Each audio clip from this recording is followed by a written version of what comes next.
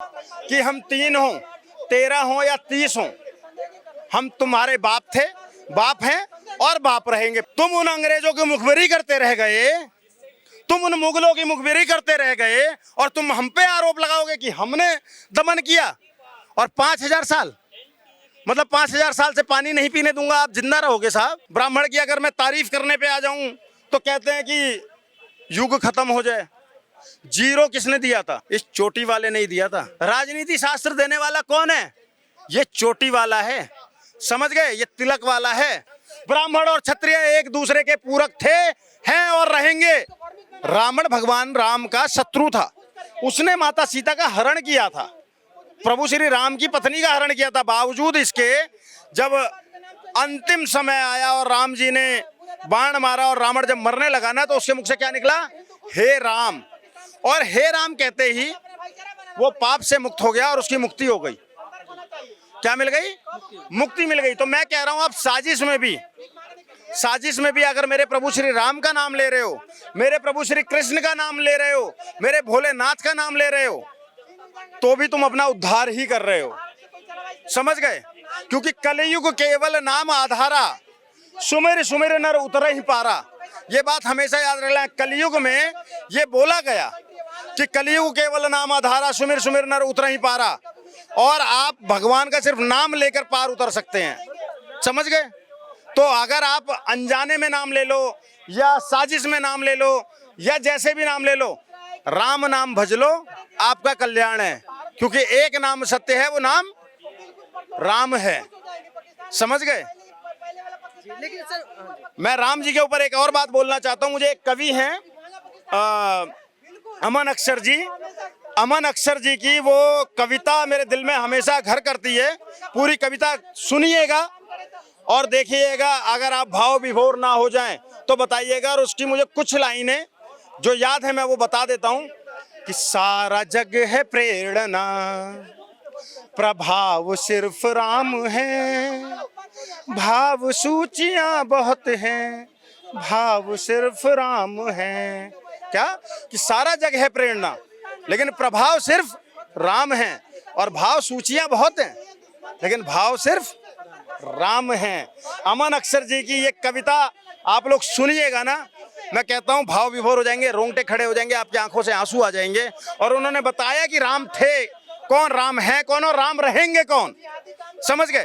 तो राम नाम लेने से सबका कल्याण हो जाता है। अगर आज पाकिस्तान भी हमारे प्रभु श्री राम, प्रभु श्री कृष्ण, प्रभु श्री भोले भंडारी के नाम पर अपने नाम रख रहा है, तो इससे उत्तम कुछ नहीं हो सकता है, चाहे वो साजिश में रच रहा हो, चाहे वो कोई साजिश रच रहा हो। लेकिन और साजिश भी कर रहा है तो मैं आज एक बात बता देता हूँ। रामायण में गोस्वामी तुलसीदास जी ने लिखा है और सुंदरकांड में एक प्रसंग आता है कि प्रभु श्री राम कहते हैं, निर्मल मन सो मोहि पावा, मोहि कपट छल छिद्र न भावा। कि जिसका मन निर्मल होगा, जिसका मन निर्मल होगा वही मुझे पा सकता है। मुझे कपट छल ये सब नहीं पसंद आते और वो मुझे कभी पा भी नहीं सकता है। तो अगर ये कोई साजिश भी कर रहा है, चाल भी चलेगा ना, तो वो विफल हो जाएगा। क्योंकि वो विफल करने वाला कौन है? सर भारत के विपक्षी क्यों नहीं समझ पाते, फिर इनको सद्बुद्धि क्यों ना रही? मैंने बताया तो सर, पैरासाइट्स हैं, कॉकरोचेज हैं जो इस बात को नहीं समझ रहे हैं। मैं एक और मिसाल दे देता हूं। एक बहुत अच्छे राइटर हैं, एक्टर हैं, डायरेक्टर हैं, प्रोड्यूसर हैं, उनका नाम है पीयूष मिश्रा। बहुत अच्छे राइटर हैं, बहुत अच्छे सिंगर हैं पीयूष मिश्रा, ठीक है? वो जब अपनी जीवनी भी लिखते हैं और उसके बाद वो तमाम मीडिया चैनलों पर एक बात बोल चुके हैं कि वामपंथी पता है क्या करते हैं? आपको सबसे पहले धर्म से दूर करते हैं, सनातन धर्म से। और जब आप सनातन धर्म से दूर हो जाते हो तब आपको आपके परिवार से दूर करते हैं। और जब आप अपने परिवार से भी दूर हो जाते हो तब आपको समाज से दूर करते हैं। और जब आप समाज से भी दूर हो जाते हो तब आपको छोड़ देते हैं अकेला मरने के लिए।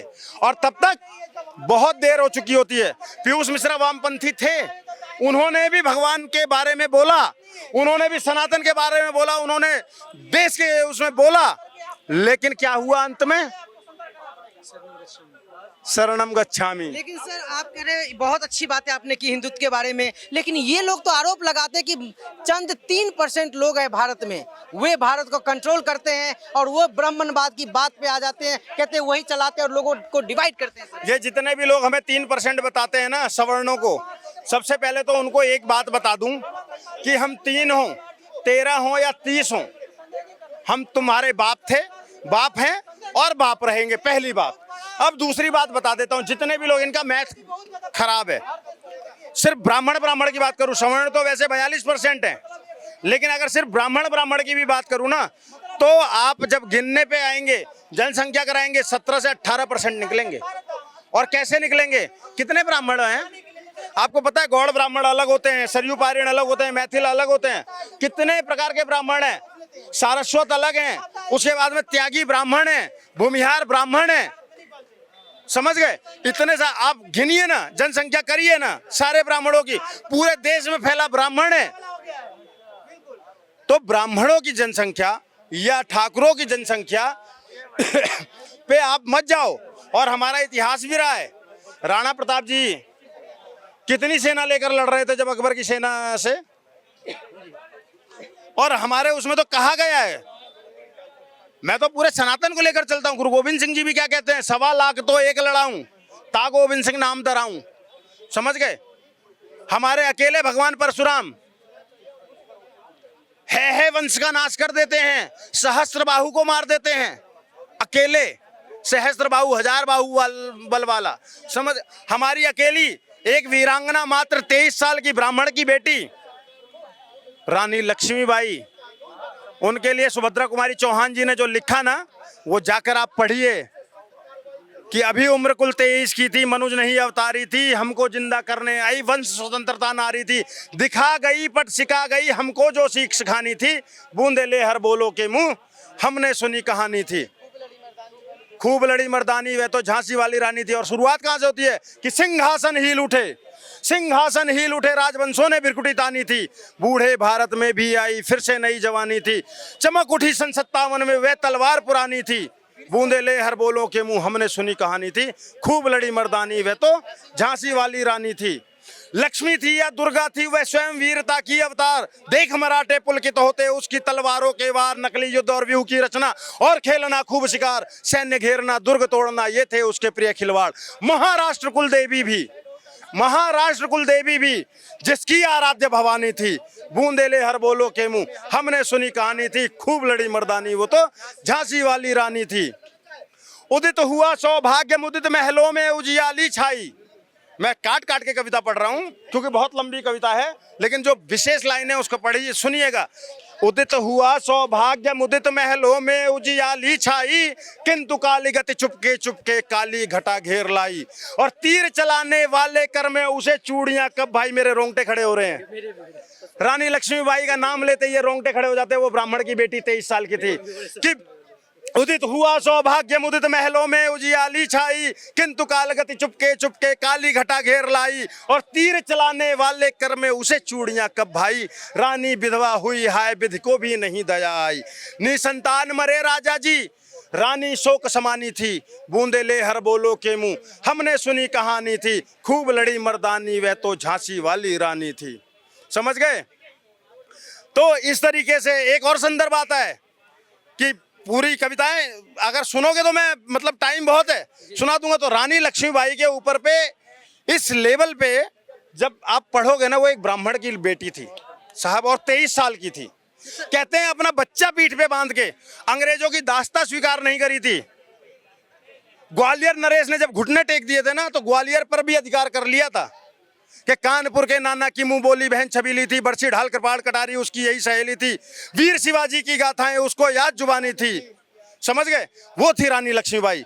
आप हमारा मुकाबला करोगे, हमारी एक बेटी अंग्रेजों की नाक में नकेल डाल देती है, और वीर गति को जब प्राप्त होती है ना, उससे पहले भी कहते हैं यमुना तट पर अंग्रेजों ने फिर खाई रानी से हार, जख्मी रानी आगे चल दी किया ग्वालियर पर अधिकार, किंतु सामने ना, ऐसे करके है कविता कि जख्मी रानी आगे चल दी किया ग्वालियर पर अधिकार। समझ गए? तो यमुना तट पर अंग्रेजों ने फिर खाई रानी से हार, अंग्रेजों को हराते हुए जा रही थी वो, ग्वालियर पर अधिकार किया था उन्होंने।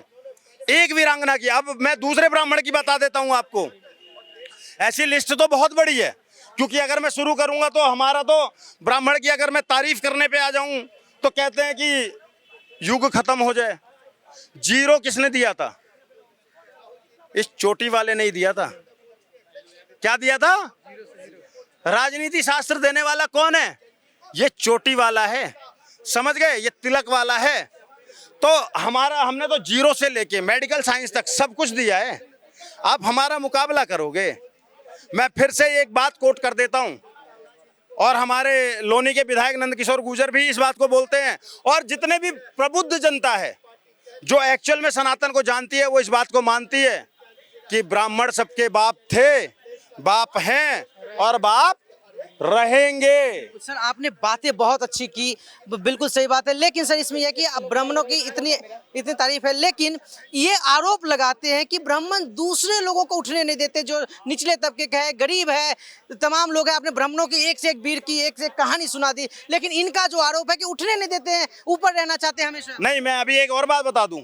आपने बोला कि आपने ब्राह्मणों की इतनी तारीफ कर दी। मैं सिर्फ ब्राह्मणों की तारीफ नहीं करता हूं, मैं रानी हांडी की भी तारीफ करता हूं, जिन्होंने अपनी गर्दन दे दी थी अपने पति को कि तुम युद्ध लड़ो और विजयश्री लेकर आना, मेरे मुंह में वो मत हो जाना। मैं कल्ला जी राठौर की तारीफ करता हूं, मैं महाराणा प्रताप, बप्पा रावल, राणा उदय सिंह, राणा सांगा का सम्मान करता हूं, और मैं बताता हूं कि कैसे राणा सांगा अपने जीवन में 80 से ज्यादा युद्ध लड़े और एक युद्ध नहीं आ रहे, समझ गए?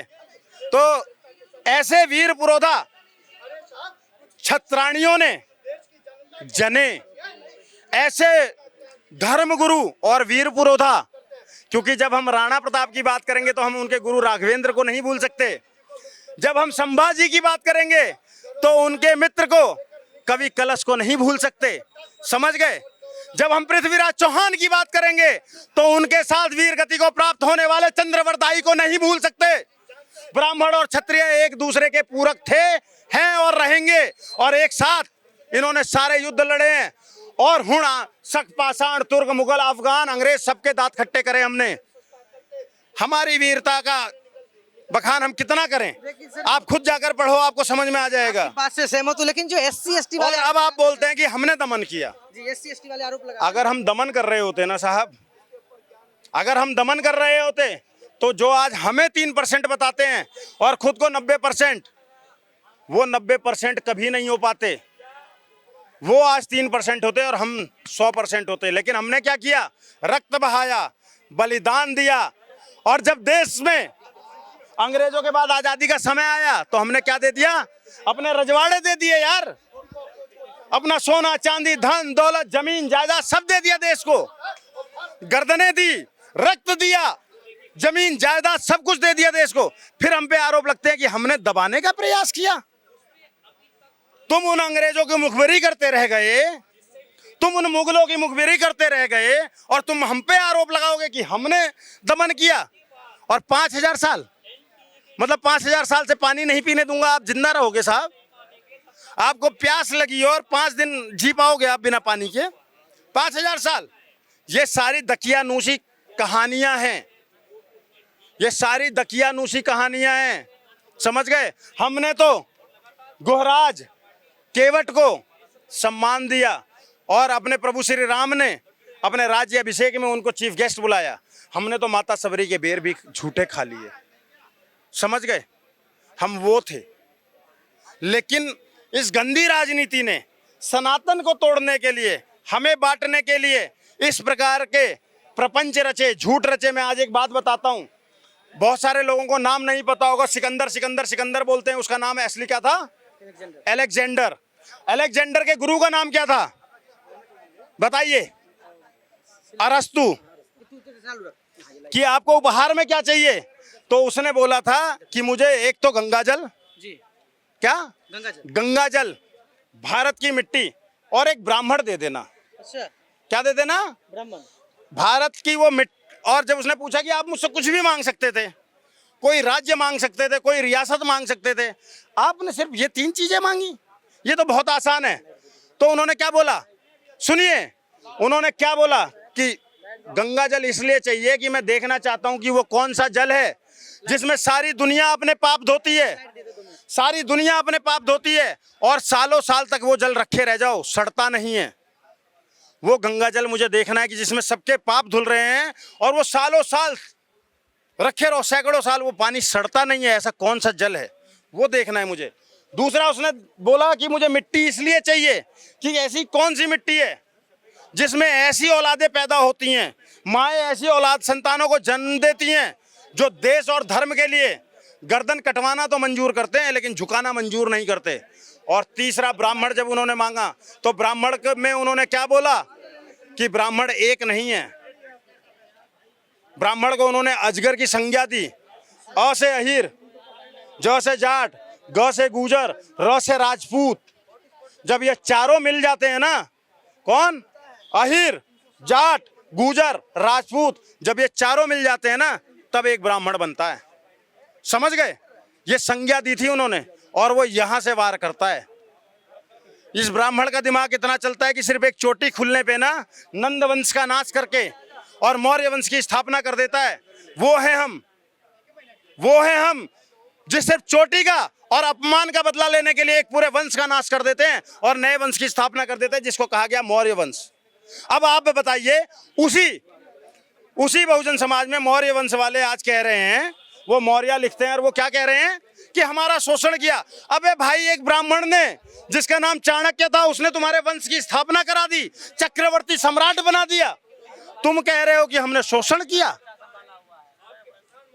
नंद वंश मतलब नाई समाज राजा रहा है भारत में। सुनिए, नाई समाज राजा रहा भारत में, मौर्य समाज राजा रहा भारत के अंदर में, ठीक है। उसके बावजूद तुम आकर ये कहते हो कि तुम्हारा शोषण हुआ, तो तुम झूठ बोल रहे हो। समझ गए? तो तुम झूठ बोल रहे हो।